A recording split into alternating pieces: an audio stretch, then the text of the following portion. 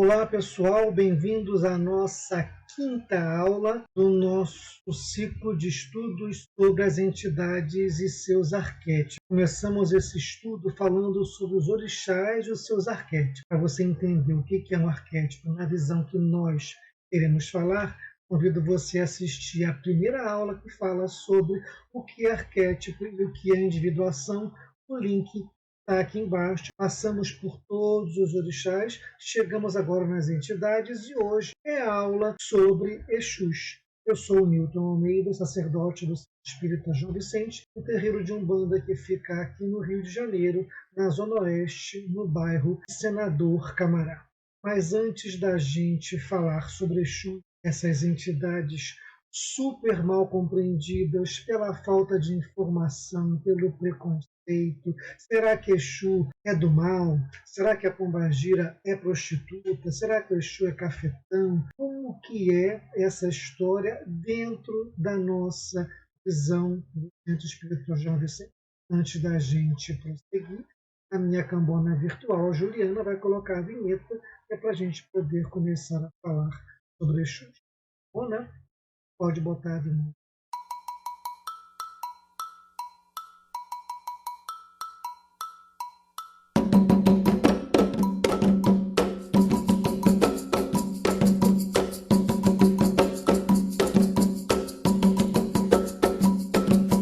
Pessoal, voltando então à nossa vinheta, vamos agora dar prosseguimento à nossa aula sobre Exus. Eu espero que você, até o final dessa nossa aula, você seja capaz de refletir sobre a construção da identidade da falange de Exu. Todas as entidades, todas as falanges para na Umbanda tiveram a sua construção ao longo da história, como que o Exu, como é que essa identidade dele foi construída, refletir sobre a diferença entre Exu Orixá e Exu Entidade, compreender o que os Exus representam no caminho da individuação, refletir sobre o arquétipo que os Exus representam e reconhecer os aspectos dos sombra deste arquétipo. Então vamos agora falar uma coisa que eu sempre falo, que é a questão da espiritualidade estar sempre em desvantagem. Por que eu falo isso? Porque a espiritualidade depende do encarnado, do médium, para se manifestar. Então o espírito incorpora, depende do médium para falar. Depende do médium para traduzir o que o médium está vendo. Então fica sempre o médium como o intermediário, e se esse intermediário for falho, ele vai transmitir as falhas dele para a mensagem. A mensagem dele pode vir a ser incompleta. Preconceitos, medos, ignorância, tudo isso interfere, e o médium ele tem que entender o quanto ele é participante bastante ativo na mediunidade, seja ela de incorporação ou não. A espiritualidade depende muito do médium para que ela seja bem compreendida. Então, eu sempre falo que a espiritualidade ela tem uma desvantagem. A gente tem observado como que ela depende do preparo, do conhecimento e da seriedade do médium para que ela possa ser compreendida pelo encarnado. Como que os caboclos, os pretos velhos, os boiadeiros tiveram as suas características moldadas ao longo do processo histórico e cultural. E se o médium não tiver essa ideia, tempo, em que momento, como que era a cultura, a sociedade na época que um escravo viveu, que um caboclo viveu, ele vai montar um caboclo que ele acha que é tão muito difícil para a espiritualidade vencer essa barreira. Quanto mais treinado, quanto mais formado for o médium, mais veracidade, mais intimidade com o seu guia ele vai conseguir ter, passando maior veracidade para a sua corporação e o trato dele com a própria mediunidade dele. Como que a falange das crianças depende que o médium reconheça que aquela criança que ele incorpora, o modo dela se apresentar, depende muito de como está a criança interior do médium, como que ele está dando com a criança que ele foi quando criança, se é uma criança traumatizada, se foi uma criança feliz, porque a incorporação de criança dele vai ter muita influência de como ele se vê como criança. Isso passa por um nível consciente, mas muito presente, tá? Porque senão o trabalho da criança espiritual vai sofrer com uma enorme interferência anímica médium. Como que é importante conhecer o momento histórico, conhecer o arquétipo, saber usar a ressonância com o passado. Dá uma olhadinha na aula de boiadeiros, onde eu falo sobre ressonância com o passado, para você entender melhor como que funciona isso. Segue a espiritualidade em desvantagem, porque a falange de Exus ela não tem um momento histórico definido. Para os velhos tem, a época da escravidão. Desde a chegada dos primeiros escravos até a sua libertação foi um período em que os pretos velhos escravos estavam aí presentes, encarnados no nosso país. Mas os Exus, eles são espíritos que eles viveram diferentes períodos históricos. Você não encontra Exu só do período da escravidão, você encontra Exu de épocas mais recentes, você encontra Exus de épocas ainda anteriores à escravidão. É bem elástico essa questão do tempo com relação à falange de Exus, o que é um dificultador. A falange de Exus ela sempre sofreu com a falta de informação, preconceito e falta de estudo. A gente passou por um processo colonizador, civilizador, muito preconceituoso. O europeu via a cultura africana como demonizada. O Exu, um orixá do prazer, um orixá da fecundidade, um orixá cujo símbolo era um pênis, isso foi visto pelo europeu como uma atrocidade, como o próprio demônio em pessoa. Então, foi muito deturpada a figura do Exu orixá e isso veio respingando nos Exus entidades. Então, é uma falange que sofre um preconceito e uma danada falta de compreensão pela falta de informação, pela falta de estudo, que tem se corrido atrás nos dias de hoje, graças a Deus, para o esclarecimento dessa falange e do seu trabalho. Para vocês terem uma ideia, Zélio de Moraes, que foi um médium que incorporou uma entidade que fundou a Umbanda, o Caboclo das Sete Encruzilhadas, ele deu uma entrevista em 1961, onde ele relata que ele não gostava de trabalhar com isso. Não vou entrar em discussão do tema, mas está lá gravado no site a informação do Zélio de Moraes dizendo que ele não gosta de trabalhar com Exus, e na gravação ele fala. Eu vou deixar aqui embaixo também o link desse site para que vocês entrem lá e vejam. Tem várias entrevistas do Zélio interessantes, fala da história da Umbanda e o próprio fundador falando, tem bastante informação ali. Mas tem esse detalhe onde ele relata lá que ele não gostava de trabalhar com Exus. Então já existia, portanto, a linha de Exus, porém sempre vista com muita reserva. Então isso não é de hoje, né? Eu não estou julgando, mas eu estou constatando que a falange de Exus sempre foi vista com uma reserva, com um olhar diferenciado para essa falange, tá? Um olhar diferente para essa falange. Numa outra entrevista ainda, o Zélio respondeu essa pergunta falando o seguinte, né? O senhor considera o Exu um trabalhador como os outros? Ele falou assim, eu vou ler para vocês poderem me acompanhar, só para ilustrar aqui palavras do Zélio, onde ele fala, o trabalho com os Exus requer muito cuidado. É fácil ao mau médium dar manifestação como Exu e ser, na realidade, um espírito atrasado, como acontece também na incorporação de criança. Considero o Exu um espírito que foi despertado das trevas e progredindo na escala evolutiva, trabalha em benefício dos necessitados.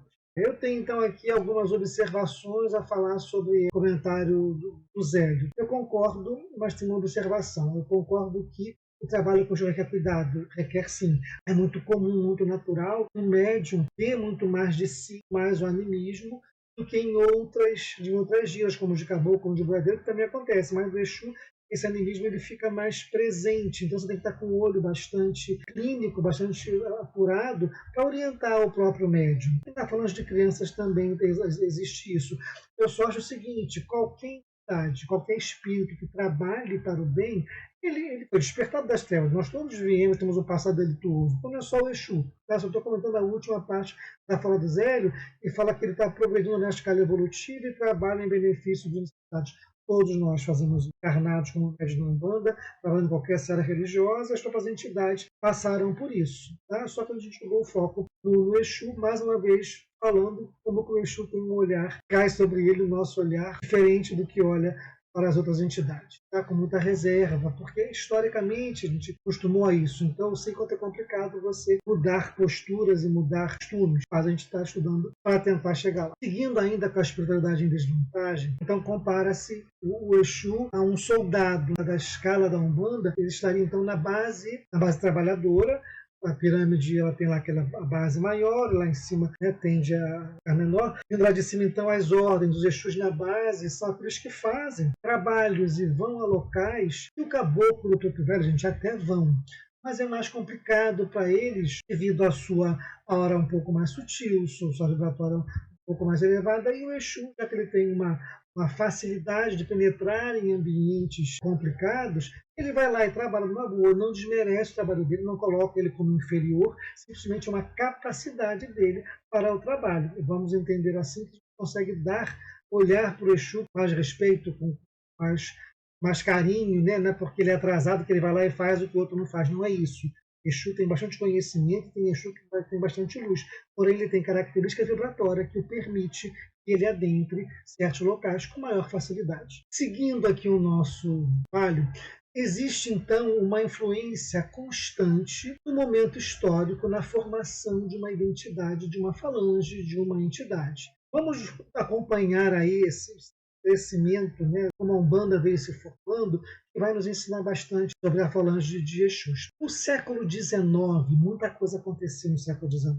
Ele viu o avanço da ciência, viu o avanço da tecnologia, ele viu a revolução industrial, e na medida que a ciência, né, ia avançando, a influência da igreja, tá? Não da religião em si, mas da igreja, diminuía, né? Ao passo que a gente saiu de uma Idade Média, onde saber religioso sobrepunha tudo. Quando chegou no século XIX, todo o investimento do homem em estudo, o homem então começou a perceber aí saber diferenciado do saber religioso, com aquela igreja perdendo a supremacia e a ciência ganhando mais espaço. Ao mesmo tempo, no mesmo século XIX, a gente viu surgir as comunicações com os desencarnados. No século XIX, ao mesmo tempo, a igreja perdeu um pouco de espaço, a ciência ganhou mais espaço, mas a comunicação, tudo aquilo que a igreja não tolerava, ganhou mais espaço também. O primeiro caso conhecido, relatado, mais famoso, é o caso das irmãs Fox, nos Estados Unidos, lá em 1848. O que aconteceu? Elas começaram a ouvir das irmãs batidas que vinham da parede, e elas perceberam que aquela batida tinha um código, existia uma inteligência naquela batida. A batida não tinha uma origem física definida, mas elas conseguiam conversar com a batida como se tivesse uma inteligência. Era tantos toques para sim, tantos toques para não. Enfim, elas descobriram que elas estavam se comunicando com o espírito de uma pessoa que tinha sido assassinada e o corpo dela estava no porão da casa. Esse caso ganhou um vulto enorme nos Estados Unidos, outros casos apareceram de batidas, então ficou aí bastante evidente a existência de um mundo espiritual que se comunicava com os encarnados. O primeiro caso, então, das irmãs Fox, lá em 1848, nos Estados Unidos. Os experimentos da comunicação foram ganhando fama e eles ganharam até, foram se rebuscando, né, a forma de linguagem, e chegaram até a Europa, lá por volta de 1860, e nessa época, então, as mesas girantes, tá? Aquela coisa do copo que anda, aquela tábua, ouija, isso vem como influência dessa mediunidade de efeitos físicos dos espíritos através de batida e das mesas que giravam. Tudo aí, século XIX, fazendo isso tudo acontecer. Um pouco antes lá de 1860, em 1813, começou-se a fazer estudos sobre o magnetismo animal. E esses estudos foram abrindo caminho para que os magnetizadores, os magnetizados, em geral eram magnetizadas, as mulheres entravam em transe nessa época, né?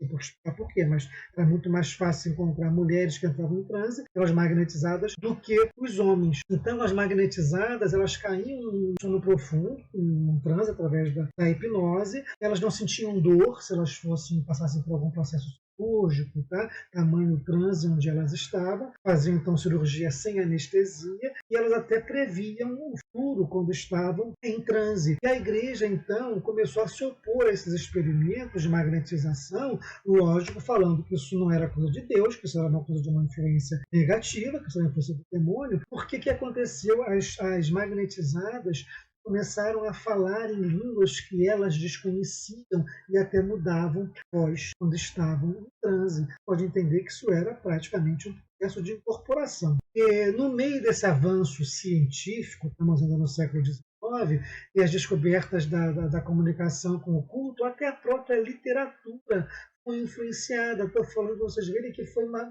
revolução em todos os âmbitos. A ciência, o ocultismo e até a literatura ganharam aí essas nuances de comunicação com o oculto. Foi nesse período aí, no século XIX, que foram escritos quais livros? O Médico e o Monstro, foram escritos o Retrato de Dorian Gray, foi escrito Drácula de Bram Stoker, né, que ele escreveu, o Frankenstein de Mary Shelley, foram escritos aí no século XIX, na segunda metade, aí estava bastante presente no imaginário, na cultura europeia. Até no Brasil, por essa época, foram escritos livros com esse tema de comunicação com o oculto, foram escritos por Coelho Neto, um escritor, se não me engano, ele é maranhense, e ele viveu no século XIX, lógico, dá nome ao bairro chamado Coelho Neto, aqui no Rio de Janeiro, e ele escreveu livros como A Conversão, Turbilhão e A Sombra, todos eles envolvendo comunicações com o oculto, com o mundo espiritual. São romances e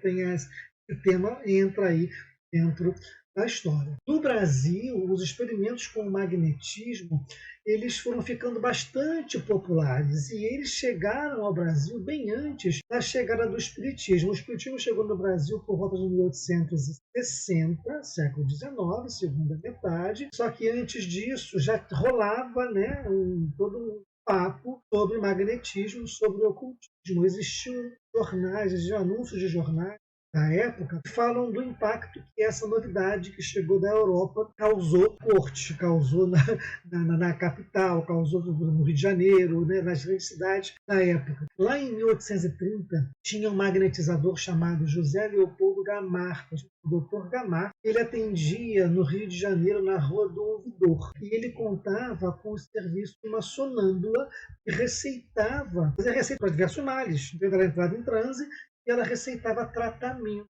para as pessoas. O Dr. Gamarra, através da ajuda dessa sonâmbula, atendia na Rua do Ouvidor, centro do Rio de Janeiro, por volta de 1830. O anúncio dele falava desordens do útero, cancro no peito, estreitamento e carnosidade na uretra, inchação dos escrotos ou hidrócilo e sarcocelo. Toda e qualquer moléstia nervosa eram tratados no consultório do Dr. Gamarra. Assim como esse Dr. Gamarra, outras pessoas faziam experimentos com o magnetismo. Eles atendiam pessoas usando o magnetismo e sempre tinham uma magnetizada, uma mulher que entrava em transe para auxiliar esse atendimento. Lembram que elas falavam línguas, elas tinham não sentiam dor e elas começavam a veicular mensagens. Isso não é espiritismo ainda, isso é magnetismo acontecendo em pleno Rio de Janeiro, século XIX, segunda metade. A prática de receitar, então, mediunicamente, que é o chamado médium receitista, ela já existia antes da chegada do próprio espiritismo.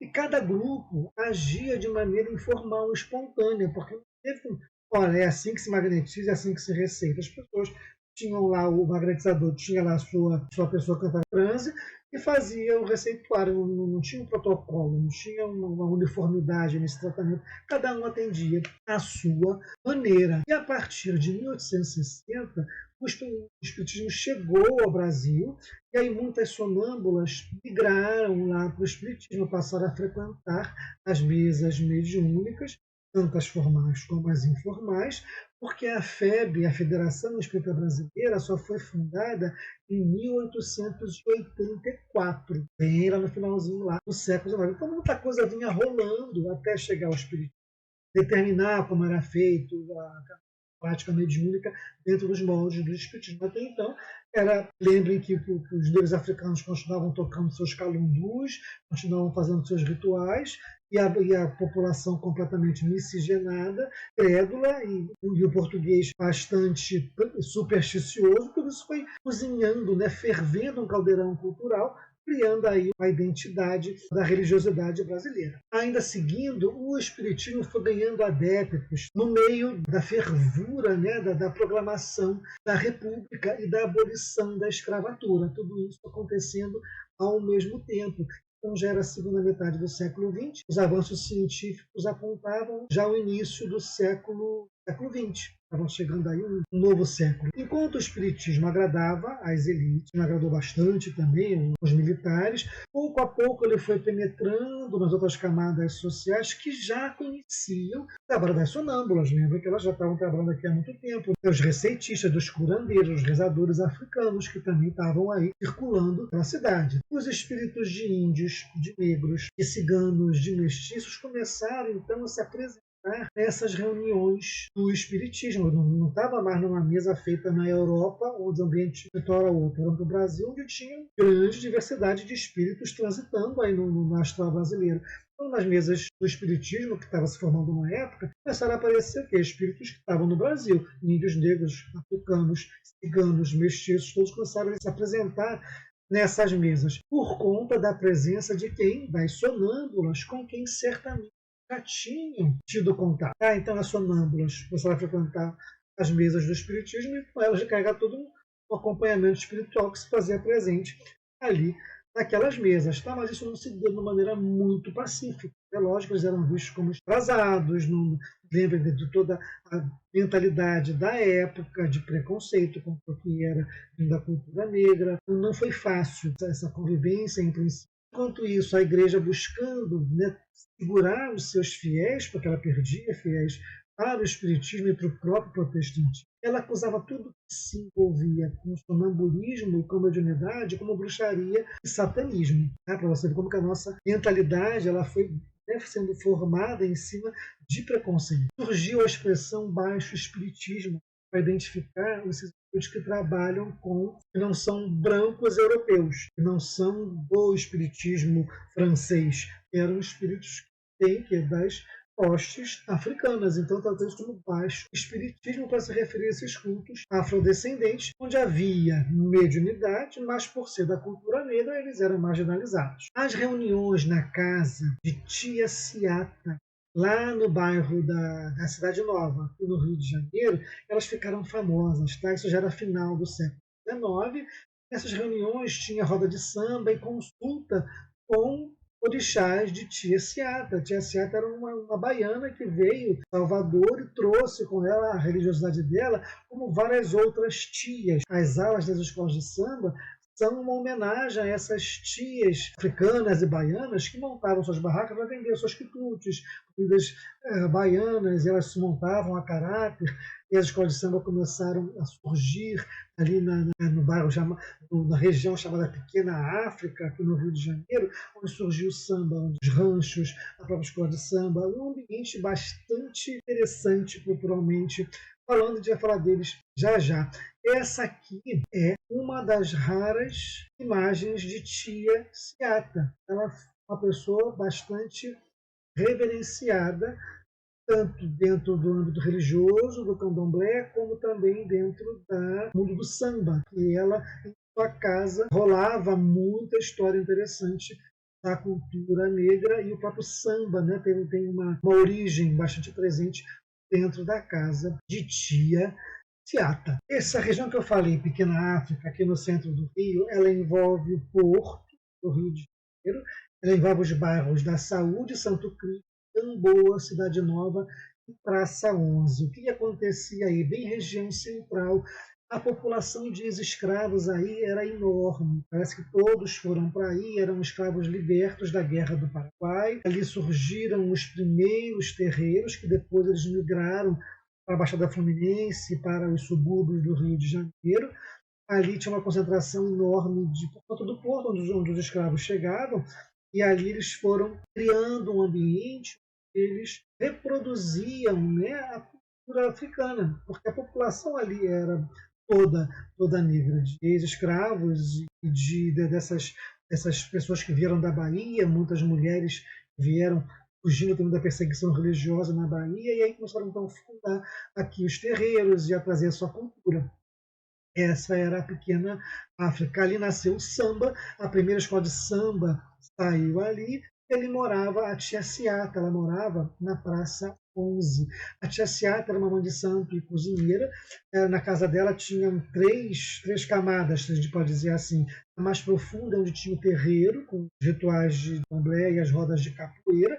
Tinha uma camada intermediária, onde tinha o partido alto, onde tinha o samba, e tinha a parte externa, que dava mais para a rua, onde tinham as festas e os bailes lá na sala de visitas. Lógico que tudo isso era muito mal visto pela polícia, então tinha perseguição religiosa, mas a tia Seata, ela conseguiu um status diferente. Vou explicar por quê. A tia Seata, ela baiana, desembarcou no Rio em 1876, ela tinha 22 anos, ela veio com uma filha e com o companheiro dela, mas depois ela casou com outra pessoa, foi se formando, assim, firmando com outras tias, na questão do ar ali, né, fazer os cultos afros e o samba crescendo dentro daquela comunidade toda. Lá em 1917, o então presidente, chamava-se Venceslau Braz, ele teve uma doença que ele afastou um pouco do perna, porque ele tinha uma ferida na perna. Médico nenhum resolvia. E o motorista de um chefe de polícia, a tia Seata, disse que poderia ajudá-lo. Então ele foi até a tia Seata e pediu. A tia Seata fez um plastro com ervas e a filha do presidente foi curada. E aí o presidente quis agradecer, quis fazer alguma coisa em reconhecimento. O que a Seata pediu foi que ele desse um emprego para o marido dela, porque a família era muito grande e eles precisavam comer. Então, a partir daí, o marido de tia Seata conseguiu um emprego no gabinete do chefe de polícia. Lógico que entrou dinheiro, lógico que a família melhorou, conseguiu sustentar, mas com isso, as festas na casa de tia Seata passaram a ter uma proteção policial, porque primeiro que o presidente foi curado por uma negra candomblecista, resolveu um assunto que ninguém, medicina nenhuma resolvia. E o próprio marido dela, trabalhando no gabinete de polícia, as batidas não rolavam mais na casa da Seata. Então era muito mais fácil o samba nascer ali com mais tranquilidade. E outras tias também se aproveitaram dessa situação, mas enfim, essa é uma história interessante para a gente falar de como que o Rio estava fervendo, e quando isso acontecia, estava lá os politismos funcionando, e estavam os magnetizadores trabalhando. Vocês terem essa ideia de como isso tudo aconteceu ao mesmo tempo, dentro aqui da nossa cidade do Rio de Janeiro. Lá em 1904, tinha um jornalista chamado João do Rio. João do Rio, ele escreveu artigos, depois viraram livros, chamados Religiões do Rio, bastante preconceituoso, bastante tendencioso. João do Rio, ele fez essa série de reportagens onde ele procurava expor a exploração que rolava dentro desse ambiente dos terreiros, como que tinha falcatrua, como que tinha gente que enganava, como que tinha gente que cobrava por serviços que praticamente não existiam. Então, essa série de reportagens do João do Rio, tentando falar do charlatanismo, exploração da fé, reforçou ainda mais o preconceito que já se tinha com relação à cultura africana e às religiões africanas, africanas. E aí, lá em 1908, todo mundo sabe, Caboclo das Sete Piadas fundou a Umbanda. A história do Zélio está lá no site que já está aqui embaixo para vocês darem uma olhadinha, vejam como é que foi. E aí o Caboclo Espiritual, onde tinha uma disciplina, diferentemente das outros rituais que aconteciam, tinha um lema que poder destacar uma nova religião das demais religiões africanas, buscando fazer uma cisão mesmo, né? Olha, a partir desse dia aqui, de 1908, nasce a Umbanda, e Umbanda é isso aqui, não é isso aqui, apesar da Umbanda seguir cultuando alguns orixás da matriz africana. Caboclo disse o seguinte, das Sete Encruzilhadas, definiu a Umbanda como: Umbanda é a manifestação do espírito de caridade. Com isso ele quis dizer que por caridade você não cobra o seu serviço. Então, dentro da filosofia das Sete Encruzilhadas e dos terreiros umbandinos, mas a caridade não pode ser cobrada, tem que ser graça, dá de graça, graça a recebeis.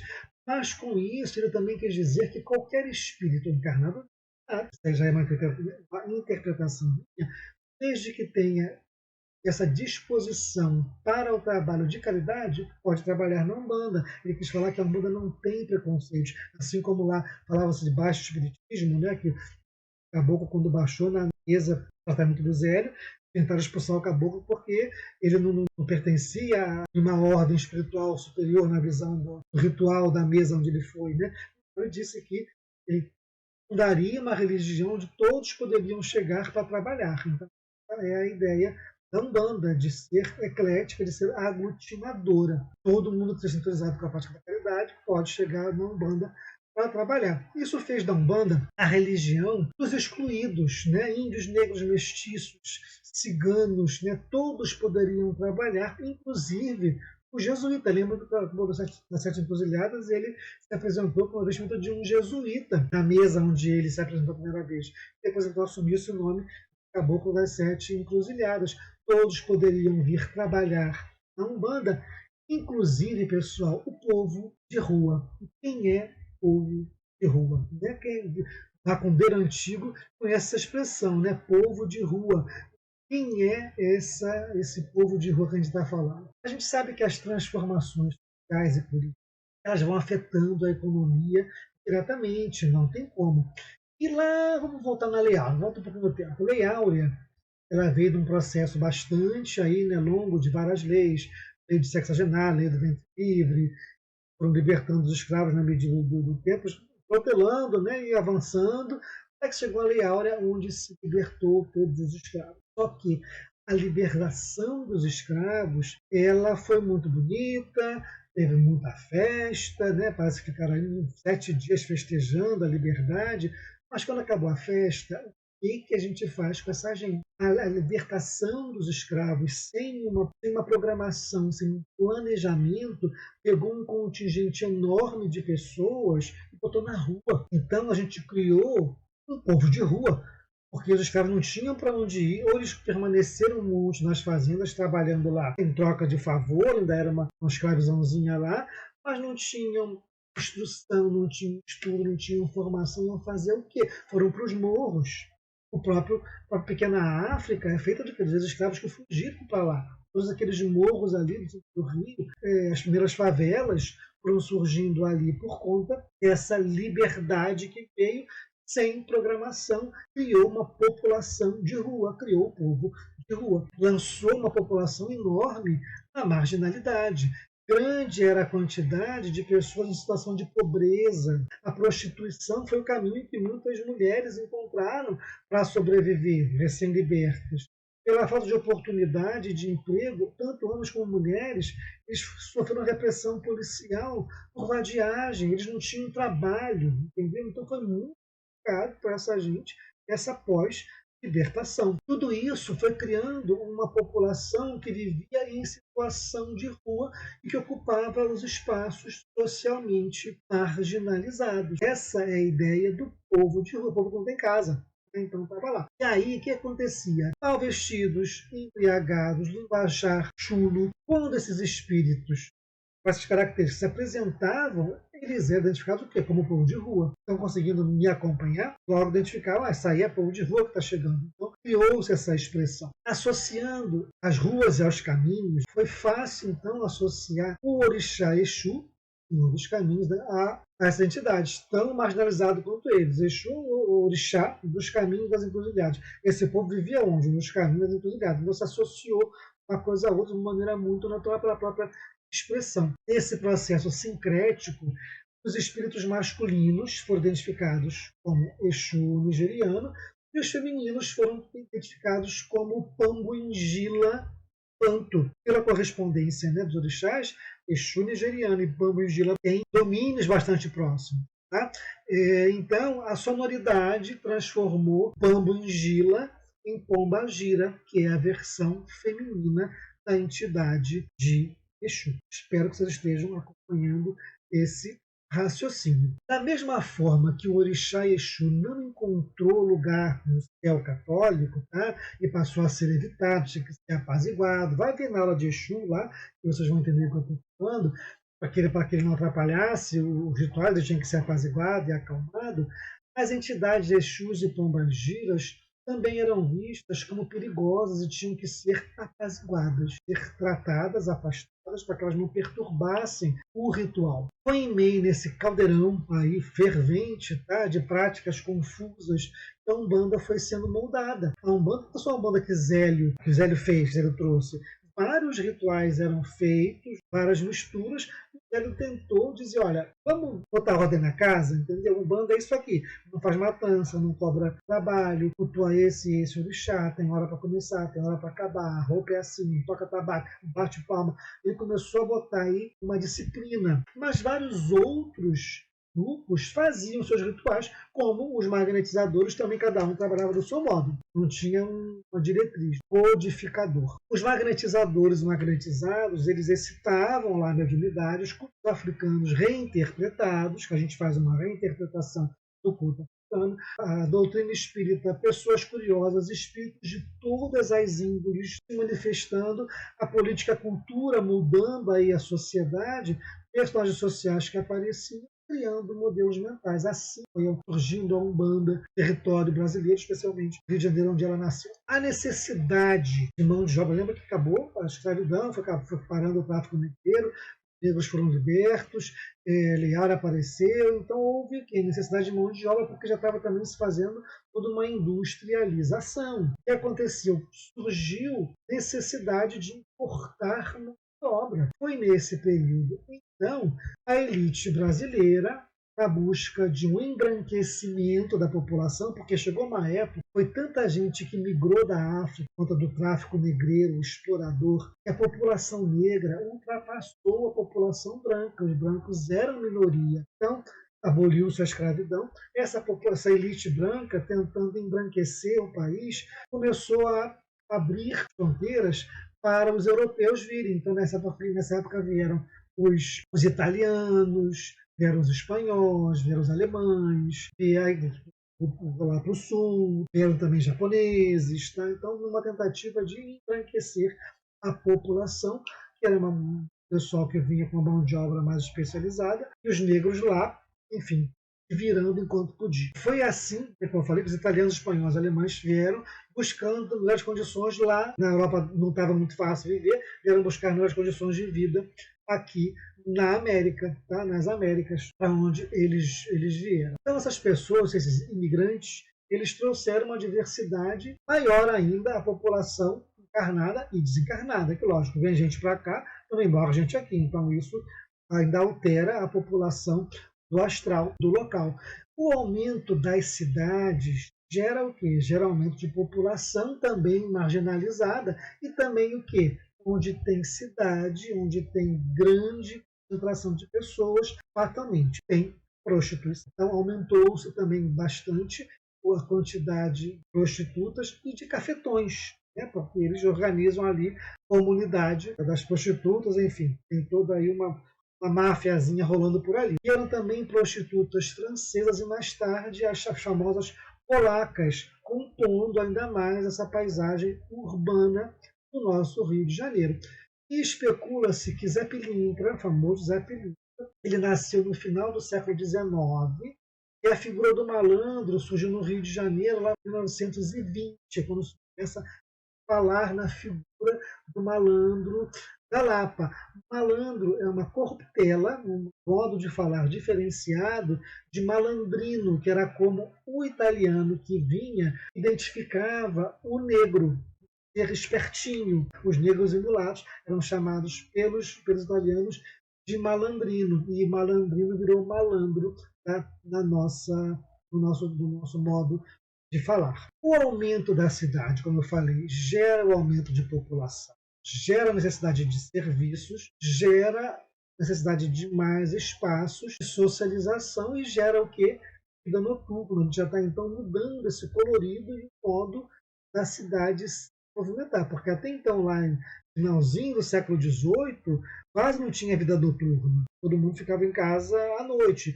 Século XIX, industrialização, cidade crescendo, serviços começam a demandar mais pessoas, começa a vida cultural ficar mais presente, a vida noturna começa a se fazer também muito mais fervente. Então gerou-se a vida noturna.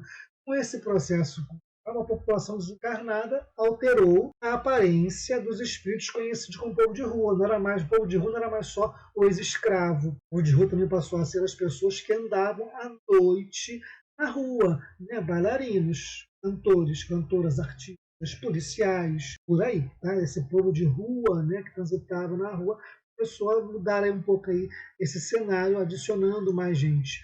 Gradativamente, então, o Exu foi ganhando capa e cartola numa reinterpretação do vestuário masculino. A gente vai falar sobre isso daqui a pouco, mostrando o vestuário masculino da época. As pombagiras, sempre ligadas à sensualidade, ganharam decotes, saias cavadas, nem sempre em sintonia com a real figura. Vamos ver como é que isso foi se formando? Que até então, povo de rua era aquele ex-escravo, o que era manco, o que bebia muito, visto dessa maneira. Com o passar do tempo e a população crescendo, a cidade crescendo, foi ganhando um novo colorido, a vida noturna, e o povo de rua também. O Exu passou a ganhar capa e cartola. Vocês estão vendo essas figuras? Nós temos aqui vários homens vestidos com esse sobretudo, ou esse, como se chama, Pelerini. Isso é uma vestimenta de noite, século XVIII, século XIX, tá? Início do século XX, onde os homens se apresentavam. Você vendo aqui a tola na mão de um, né, a bengala, muito parecido com a ideia que nós temos de Exu, mas a gente deturpou essa Pelerini como uma capa, e o Exu ligado à sensualidade ficou sem camisa e só de capa, a cartola continuou e a bengala também. Então, de onde vem essa vestimenta do Exu? Né? Para vocês começarem a pensar bastante carinho e atenção, tipo de vestimenta esse Exu tem. Muito mais natural que seja um homem com essa vestimenta aí. Outra coisa importante verem é aqui.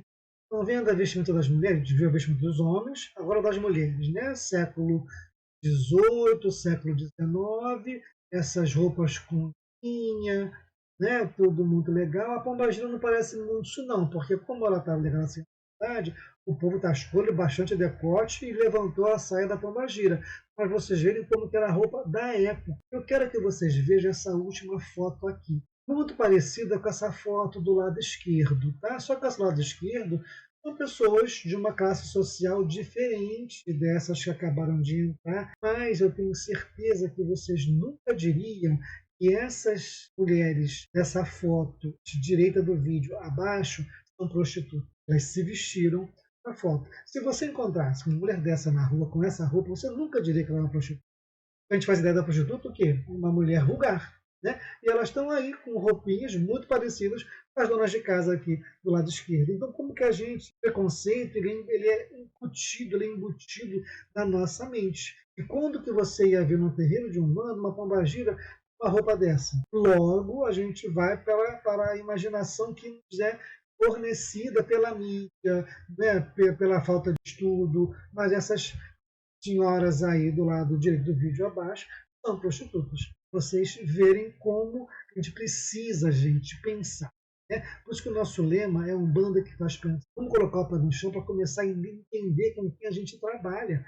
Esses espíritos que trabalham com a gente na forma de Jesus têm uma seriedade enorme e merecem um respeito enorme da gente para a gente possa conhecê-los, para saber, para melhorar, para higienizar o trabalho que a gente tem. Com isso, pessoal, hoje em dia é isso.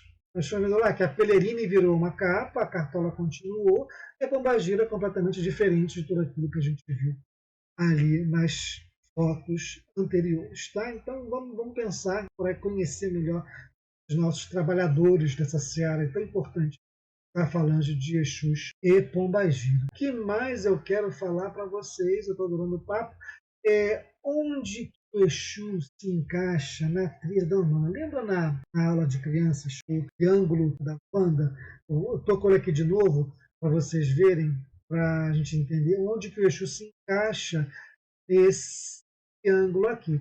Aqui, onde que o Exu se encaixa na tríade da Umbanda. A gente vê os caboclos, as crianças, os pretos velhos, legal, muito bonitinho.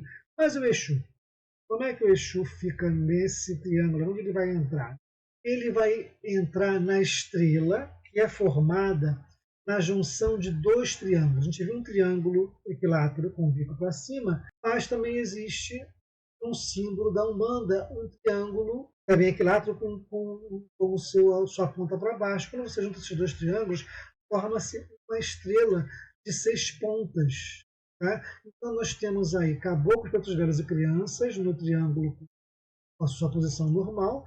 E nós temos, formando a estrela de 6 pontas, um outro triângulo formado pelas linhas auxiliares, né, especialmente boiadeiros, pelos Exus e pelos médiums. Essa estrela são os trabalhadores que a Umbanda tem. São caboclos, pretos velhos, crianças, Exus, linhas auxiliares e médios. Não esqueçam que médios também são trabalhadores da Umbanda. E aí, essa estrela de 6 pontas chama-se hexagrama. Esses símbolos que estão aí à esquerda do vídeo são símbolos dos 4 elementos da natureza.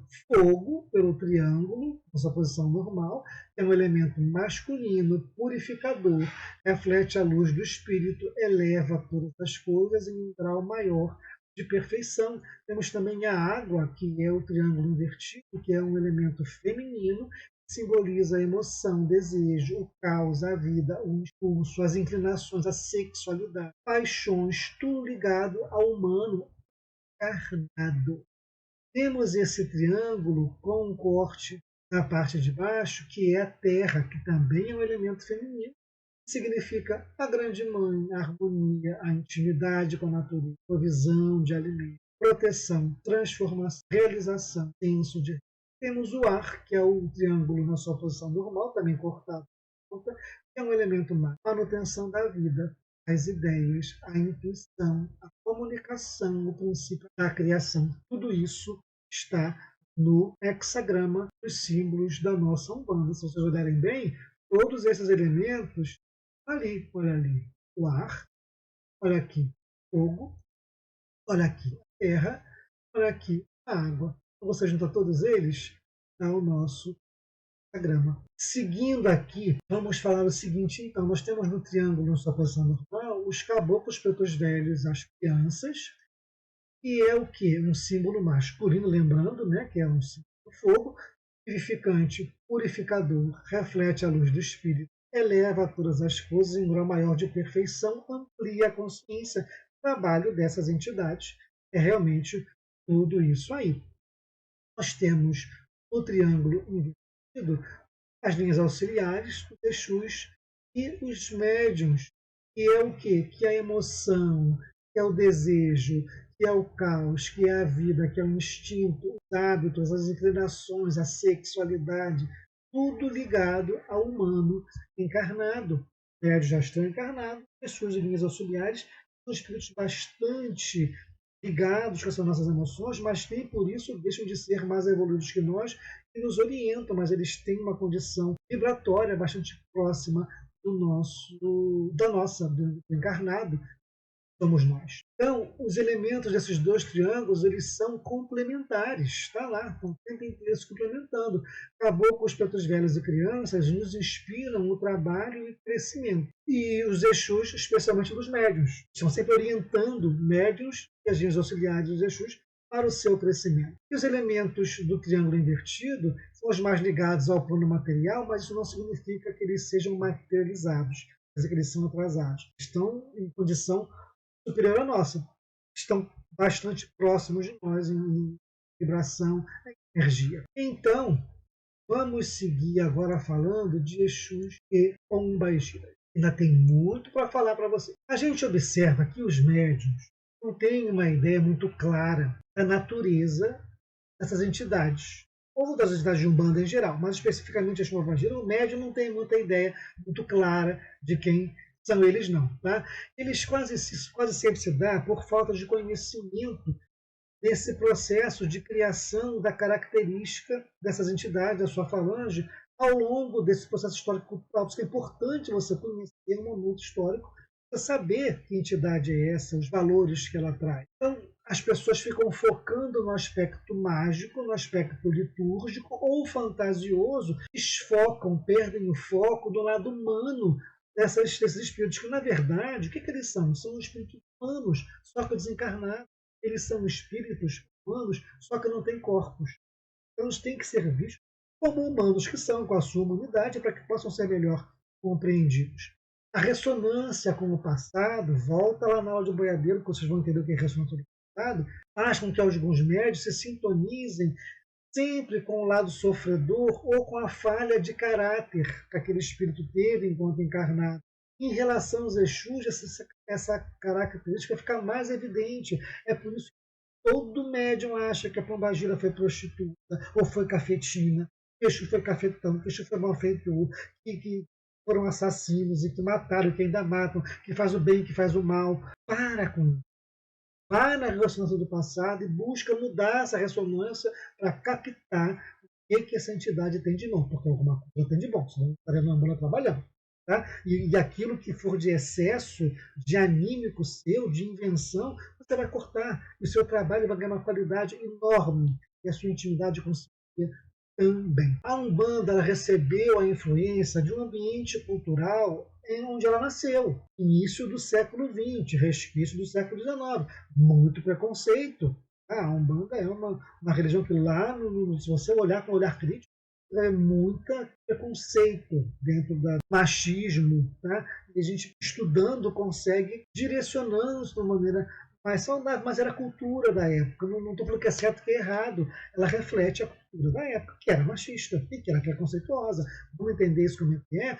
Nesse ambiente que evitava-se, então, o baixo espiritismo. Se quer coisa mais preconceituosa do que a palavra, a expressão baixo espiritismo, porque são negros africanos que estão se manifestando, que são índios que estão se manifestando, que são escravos, que é povo de rua, merece o nome de baixo espiritismo? Como é que é isso? E ainda nesse ambiente onde a Umbanda cultural, onde a Umbanda nasceu, a mulher era submissa ao homem. Vamos lembrar lá, situar século XIX, início do século XX, como que o papel da mulher era relegado a um segundo plano, né? Os primeiros terreiros eles tinham nome, em seu nome, palavras ligadas a santos católicos ou o espiritismo. Você não via lá no século XIX, nesse século XX, terreiro de Umbanda chamado terreiro tal, terreiro de Oxum, sei lá, tenda espírita ou centro espírita São João, centro espírita Nossa Senhora. Por aí vai, porque eles sempre buscavam identificar com uma coisa que os embranquecesse. Isso era cultura, gente. Nunca é errado. Mas como que a cultura ela se faz refletir nas mínimas coisas, nós temos que estar atentos a isso. Coube aos Exus, sempre marginalizados, né, a função de limpeza. Então, sempre fazia o serviço que caboclos e velhos não fazem. Essa é coisa de Exu fazer. Mais tarde, né, eles foram então, ganhar a função de guardiões, mas eles estavam sempre do lado de fora. Já que você é guardião, você fica do lado de fora do terreiro. Né? Muitos lugares onde quando faziam o dia de Exu, fechavam o altar, porque eles não podiam ver santos católicos, podiam ver o altar de Jesus, faziam a sessão com a luz apagada. Tudo isso são resquícios desse tempo, né? Porque Exu é um espírito atrasado e tem que luz escura. Eu não quero trabalhar com espírito atrasado, eu não quero um guia espírito atrasado. Vou começar a pensar, vou começar a colocar o pé no chão. Alguns terreiros só faziam a saudação para Exu, para firmar e para limpar o ambiente, tá? E outros a era feita, como eu falei, no escuro, apagado, com cortina fechada, né? E ao mesmo tempo tinham também lugares que só trabalhavam com Exus, que são chamados quimbandas. A quimbanda não quer dizer que seja um trabalho para o mal. A quimbanda é um trabalho com Exus apenas. Tá? É diferente. Se você for pensar, você vê que existe uma diferença. Assim como a linha de crianças, a incorporação de Exus tem uma grande influência do animismo do médico, características dessas duas formas de trabalho. As equipes de Exus, pessoal, elas frequentemente estão na zona umbralina, porque o trabalho deles é ali, mas ele não mora na zona umbralina. Ele trabalha ali, mas não quer dizer que ele esteja ali o tempo inteiro vivendo com aquelas emanações, mas é o local de trabalho. Eles não fazem parte dela, eles transitam por ali. Né? Os leigos e os mal informados, lógico, confundem os Exus com Tumba. O que é um tumba? Um tumba, sim, é um espírito do mal, um espírito que provoca obsessões, provoca ansiedade. Então, os Exus são confundidos com essas entidades pela falta de esclarecimento do médium. Então, muitos climas até se passam por Exus se o médium não for esclarecido. Então, é importante que você seja muito atento à mensagem que esse espírito, como que ele se comporta. É importantíssimo você estar o tempo inteiro analisando com quem você trabalha. Sentimentos ele te desperta para você ver se é realmente um ou não. O verdadeiro Exu, gente, ele não faz o mal. Ele são espíritos como nós, só que desencarnados. Alguns Exus, nem todo Exu foi só cafetão, ou foi só prostituta? Na falange de Exus tem uma gama enorme de profissões e de atividades. Onde de Exus foram médicos, advogados, artistas, trabalhadores, até vadios também, prostitutas, padres, pessoas comuns que escolheram ou foram escolhidos para trabalhar nessa falange, pela sua vibratória, pela sua afinidade, enfim, pela sua disponibilidade, mas enorme variedade de atividades dentro da profissão da falange de Exus. Essas entidades, elas fazem trabalhos do bem, elas conseguem atuar em trabalhos de cura, orientação em vários setores da vida, pessoal, amorosa, dos consulentes, elas aconselham como qualquer outra entidade. A Umbanda sem Exu não se faz nada. Isso é uma frase de uma das cantigas, né, de um conto de Exu. Umbanda sem Exu não pode fazer nada. Isso é verdade, tá? Em seus trabalhos o Exu trata da segurança, ele corta demanda, ele desfaz trabalho maligno, desfaz feitiço, desfaz magia negra, ajuda a limpar e a manter limpo o ambiente. Ele é um elemento importante dentro dos trabalhos. Exu faz sim a segurança inteiro, Exu faz gestão das nossas residências, tomam conta do ambiente espiritual, nos protege dos ataques magnéticos, enfim, Exu tem um trabalho importante dentro do ritual de Umbanda. E a Pombagira, pessoal? A Pombagira, gente, é o reflexo, é o ideal do empoderamento feminino. Tirando essa cunha de prostituta, de mulher do mal, mulher fatal, né? Pombagira significa isso, empoderamento feminino. Ela é a luta da mulher pelo espaço que ela tem na sociedade. Só que essa luta também tem sido bastante árdua no ambiente religioso, especificamente bandista. Lembra que eu falei que a Umbanda é preconceituosa lá no início? Ela reflete a cultura. Está mudando, graças a Deus, mas a Pombagira tem uma história para contar. Né? As Pombagiras elas ainda são vistas por muitas pessoas, em muitos locais, como tudo aquilo que uma mulher digna não pode ser. Isso era muito mais forte lá do século XIX, do século XX, e eu mesmo, quando criança, ouvindo, né, os relatos sobre o que é Pombagira, coisa errada aí, sempre pensando, a Pombagira era muito esquisito falar em Pombagira, né? Ela desencaminhava as pessoas, né? E apaziguava o tempo inteiro, porque era visto como piranha. Tá? Então elas ainda eram vistas como tudo aquilo que uma mulher digna não podia ser. E justamente nesse contraste está a força da figura da Pombagira. Lá na segunda metade do século XIX, intensificou na capital, que era, como eu já falei, né, o número de prostitutas. Né? A cidade crescendo, crescendo serviço, crescendo prostituição. Tá?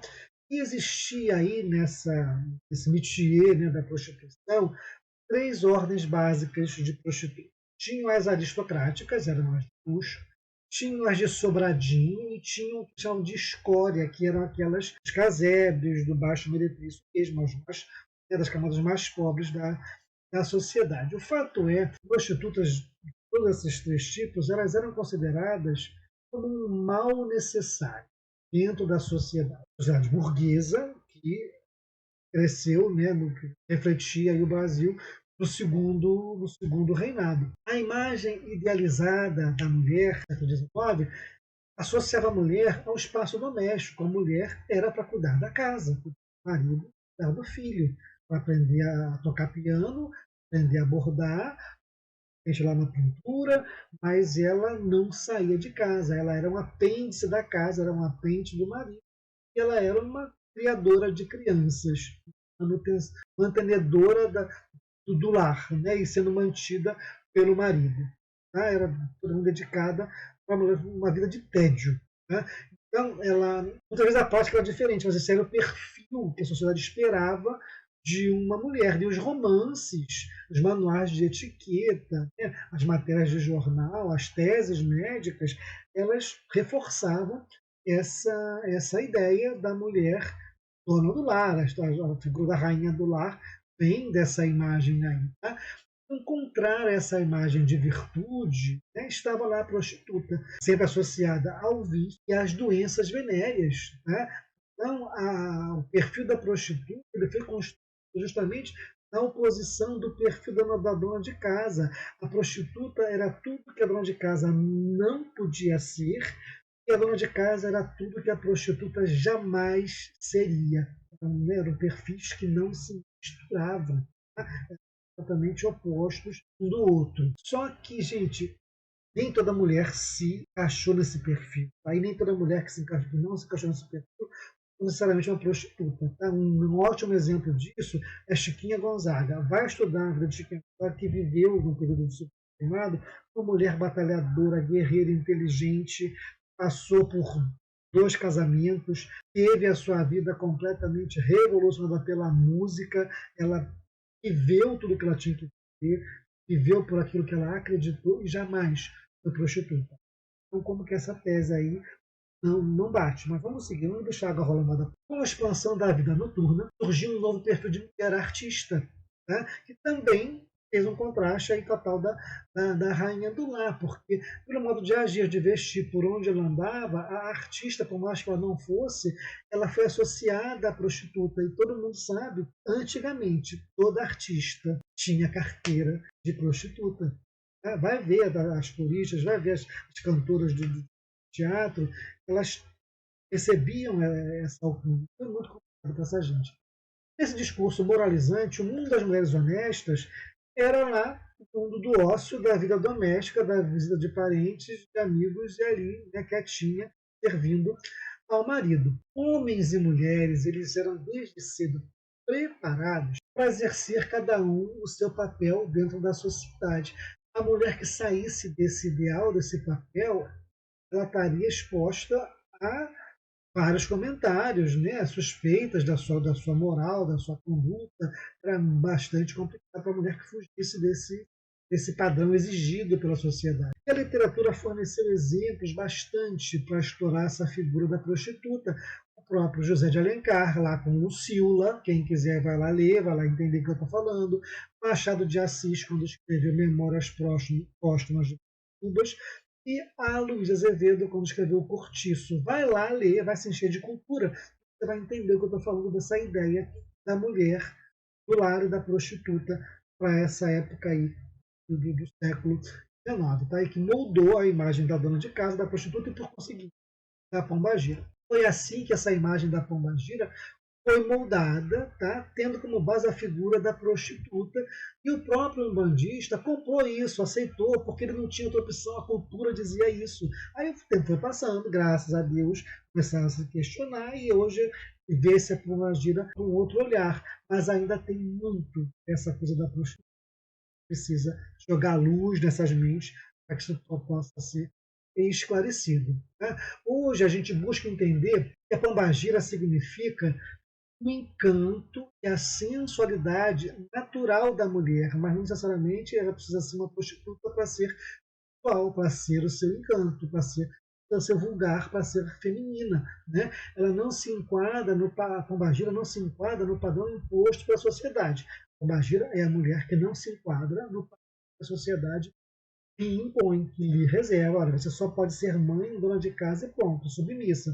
Ela diz, não, eu posso ser o que eu quiser. Isso é um arquétipo, isso é uma ideia da pombagira. A mulher empoderada vai lá e luta pelo que ela quer, não necessariamente sendo vulgar, super feminina, super sensual, mas necessariamente vulgar e muito menos prostituta. Ela até pode ser, se essa for a profissão que ela exerceu, mas a gente não pode rotular e fixar, dizer que foi a pombagira. Instituto toda mulher que se empodera, tudo é vulgar ou é fácil. É essa a ideia da pombagira. A pombagira ela vem para ensinar a mulher que a sua força não deve ser ridicularizada, minimizada e muito menos vulgarizada. Uma mulher bem resolvida, ela assusta, tem poder. Uma pessoa bem resolvida assusta o poder que ela emana. Uma mulher então bem resolvida assusta muito mais, ainda mais os homens frágeis e inseguros tentam fazer, né, esse rótulo de uma mulher bem-sucedida. E a pombagira representa isso, a mulher bem resolvida, o empoderamento feminino. Existe, então, gente, na linha de Exus, alguns desdobramentos, tá? Porque ela é tão grande, ela se diferenciou bastante, alguns desdobramentos acabaram criando linhas específicas dentro da própria linha de Exu, como eu vejo, tá? A gente vai dizer que não é por aí, mas como eu entendo, como eu procuro colocar no nosso entendimento, porque a vibração, o trabalho, o modo de agir é muito semelhante de um para o outro, mas eles ganharam nuances, falo de linhas específicas, como é de marinheiros, como é de malandros, como é de baianos, como é de mineiros, como é de ciganos, cada uma com a sua característica, mas todas elas basicamente trilhando nesse caminho de aconselhamento, desmanche de feitiço, orientação de obsessores e obsidiados, sendo marginalizados. Tá? Não é uma linha, são linhas, são sublinhas dentro da linha de Exus, que seria uma linha mais geral. Você pode seguir a orientação que o teu terreiro der. No Centro de Vicente, essa é a orientação que nós damos. Vamos falar do arquétipo Exu, do Exu, né? Porque os trabalhadores da Umbanda, eles são os mais próximos de nós no caminho da individuação. Né? São aqueles que estão como nós buscando aí se conhecer o seu espaço. Né? Eles se espelham nos arquétipos que a gente trouxe aí dos orixás e das outras entidades para seguir. Eles ainda assim estão na posição de guia, porque eles têm conhecimento, porque eles têm entendimento além do nosso. Homens e mulheres desencarnados que dependem do amadurecimento do médium para que ele possa se expressar, fazer presente. Médios instruam-se e deem chance do seu Exu Pombagira mostrar quem ele é. Tanto o médium como a médium passam para a incorporação, tanto o homem como a mulher, né? Eles passam para a incorporação o arquétipo que eles acham que o Exu da Pombagira seja. Né? Lembra que eu falei que a esposa de refém? O médium ele passa aquilo que ele acha que o Exu é, a Pombagira é. Se o médium ou a médium entende que o Exu é um homem sedutor e misterioso, ele vai buscar no inconsciente dele uma característica de um homem misterioso para poder lá fazer o trabalho dele com o Exu dele. Inicialmente, somente mulheres incorporavam pombagiras. Né? Com o passar do tempo, homens passaram a incorporar pombagiras, mas aí eram taxados como porque é homossexual, por isso trabalha com pombagira, e a pombagira é que faz ele ser homossexual. Então, gente, sempre foi uma luta muito grande contra o preconceito. Hoje em dia se entende que médium não tem sexo, ele é canal. Tá? Então, um homem, uma mulher, ele incorpora o seu orixá, seja que orixá uma energia masculina ou feminina, na hora daquela incorporação, ele é um canal, ele é um veículo. Tá? Assim como também com a entidade. Então, homens podem incorporar caboclas, pretas velhas, e pombagiras também. Como mulher incorpora o Exu, mulher incorpora o Exu, não vira sapatão, que homem incorpora pombagira vai virar viado? Não existe. Né? Então, o preconceito rolava bastante esse âmbito. O homem lá que incorpora a pombagira, ele ia buscar no inconsciente dele como que seria uma mulher sedutora. Então, a gente tem que estar o tempo inteiro tentando separar o que é da nossa mente e é realmente e é só a prática e a orientação sábia que vão fazer você chegar nessa qualidade de mão na cadeira, aquele olhar agudo, as gargalhadas, o fumar, o dançar sensualmente, falar palavrão, tudo isso compõe o imaginário do que seria uma mulher independente e desafiadora do século XIX e boa parte do século XX, justamente o momento em que a Umbanda nasceu. Mas hoje em dia a gente já pode entender uma mulher desafiadora pode ser diferente disso, entendendo que dentro da Fronte de Pombagira não tem só prostituta. Vamos deixar que a pombagira mostre quem ela é para que ela tenha a característica dela. Com o passar do tempo, como eu falei, né, homens passaram a incorporar pombagiras, né, e vão buscar deles um modelo de mulher que eles acham que a pombagira seja para poder dar a sua manifestação. Mais uma vez, então, gente, a espiritualidade é vantagem quando depende do médium para se expressar. Então, o médium, a bola está com vocês de se permitirem crescerem com esse trabalho. O arquétipo do Exu é o do ser humano em evolução. É claro, né, que ele tem erros, mas ele também tem acertos. O ser humano em evolução, ele também é como ele acerta. Ele vai computando tudo isso para o seu aprendizado. Ele está aberto ao processo de inovação. Esse é o arquétipo de Exu. O ser humano quer crescer, quer evoluir, que quer estar ganhando conhecimento, ganhando a libertação. Vamos aos aspectos de luz de som. Em aspectos de luz, existe o que é a autoconsciência, o autoconhecimento, o psicológico. Razão em harmonia com a emoção, muito legal. Você não se levar só para a emoção, só pela razão. Sabedoria, isso é razão em harmonia com a emoção. Capacidade de comunicação complexa, fala, escrita e gestual. É o ser humano que pensa, consegue se expressar e falar. Tem piedade, tem sentimento de amor, de olhar o outro com humanidade, valores nobres, altruísmo, respeito, consciência das limitações. Esse é um arquétipo que a gente precisa buscar e viver nós, quanto médios, enquanto seres humanos. E no aspecto de sombra, o que nós encontramos? A falta do autoconhecimento, as emoções de controle, falsa. A falsa sabedoria, pensa que sabe, né? Um dogmatismo, só o que eu sei que está certo, só o que eu acredito que está certo, valores deturpados, valores invertidos, valores estranhos norteando a crueldade, falhas de caráter, megalomania, não reconhecer erros e sim vai descer com os erros. Ah, eu nasci assim, eu cresci assim, eu vou ser sempre assim. Da Gabriela, esse é um aspecto de sombra, um arquétipo que a gente vivencia bastante. Esses são os aspectos de sombra dos eixos. Pessoal, eu espero, chegou ao final da aula, eu espero que vocês tenham o recado que eu quis passar, como que é unir para do Exu e como que a gente tem a aprender, de como que a gente precisa desvencilhar de muito preconceito, muitas amarras culturais e sociais, para que a gente possa se trabalho equilibrado com essas entidades. Quero agradecer a sua companhia, quero agradecer a sua atenção, quero que você dê o like aqui embaixo, se você gostou, compartilhe esse vídeo, sabe que vai curtir. Exus, com nossos caminhos. Sejamos todos felizes. Exu Larô, Exu é Mojubá, Mojubá